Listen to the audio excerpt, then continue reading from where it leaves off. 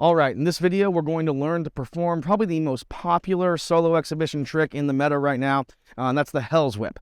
Before we execute the Hell's Whip, we're going to break down the two different hand and arm shapes that we need to understand, and we're going to really kind of work through the process, because a lot of the time when people throw a Hell's Whip, and it looks like this, real simple, lateral spin, thrown from behind the back usually to in front of the body. Usually when people work through this, the thing that I see drillers struggle most with is the change between the toss and the catch. And there are two distinct things that are happening. So let's break this down. The first thing before we even worry about throwing the rifles, we're just going to talk about the hand and the arm. What I want you to do is start by curving your fingers and kind of making a C shape with your hand. And what we're going to do is we're going to place this by our side, slightly behind our back, with our arm mostly straight. This is position number one.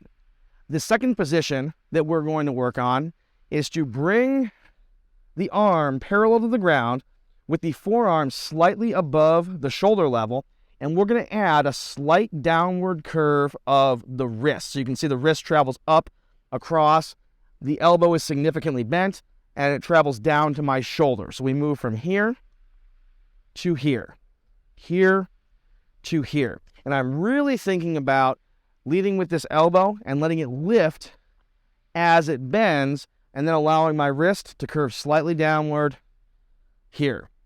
That's position number two.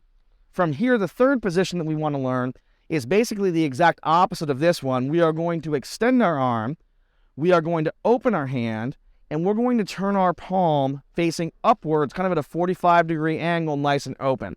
So we move from having a C-shaped hand with a downward wrist, with a curved elbow, to a mostly straight arm, straight wrist, open palm. So from here to here. And that's the third position. So we go from our first position to our second to our third. First, second, third. Once we have that hand and arm shape kind of comfortable, now we can talk about what's happening with the rifle, because really the rifle is happening between all three of those hand shapes, and we're simply facilitating and reaching for the rifle at the very end. So this typically starts from a downtown catch behind the back, one of the easiest ways to learn it. Of course, as you advance in skill, there are plenty of other ways to get into the Hell's Whip. But let's start with a very simple downtown catch. We're going to grasp the small of the stock in the left hand. We're going to take our right hand and we're going to make that C shape and support just above the band to start.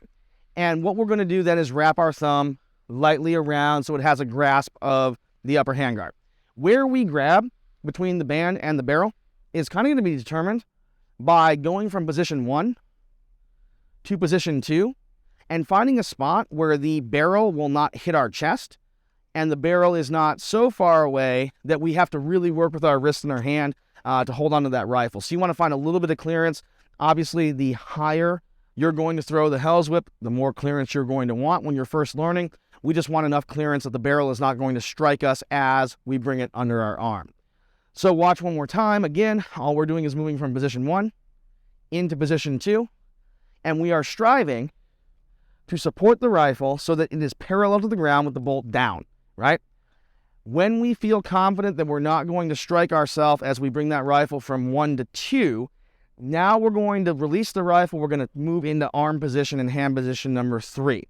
When we do this, the rotation of the rifle is going to be determined by a couple of things. One is going to be the speed at which you bring your arm from position 1 to position 2. So playing around with what's too slow that it doesn't have enough momentum versus what gives it way too much momentum. The second piece of the puzzle is, that's going to be the big piece, right? The micro control, the second piece, is going to be your hand and your wrist and how they work at the very moment that you decide to release the rifle. In other words, if I bring the rifle around and I pop my wrist inward using my fingers and thumb, I'm going to give it a little bit of extra speed. If I let it be a little bit smoother and I don't flex the wrist quite as much at that last moment, the rifle's going to be a little bit slower as a result. We're going to play around, and we recommend going in some grass and playing around, literally getting it to here, and then just stepping back and walking away completely, let it fall on the ground. If you move back and away, you're going to be fine. And once we feel comfortable with that release, what we're aiming for is that position where we move from the release into our catch position, finding the rifle on the upper handguard. We're hoping to meet the rifle such that the barrel of the rifle is by the arm. From here, we can bring it around, we can bring it over, we can flow through it. Lots of different options for you in terms of exiting the Hell's Whip, but that's essentially how we're going to break it down. From our starting position, to our release position, to our catch position. And that is how we would approach the Hell's Whip.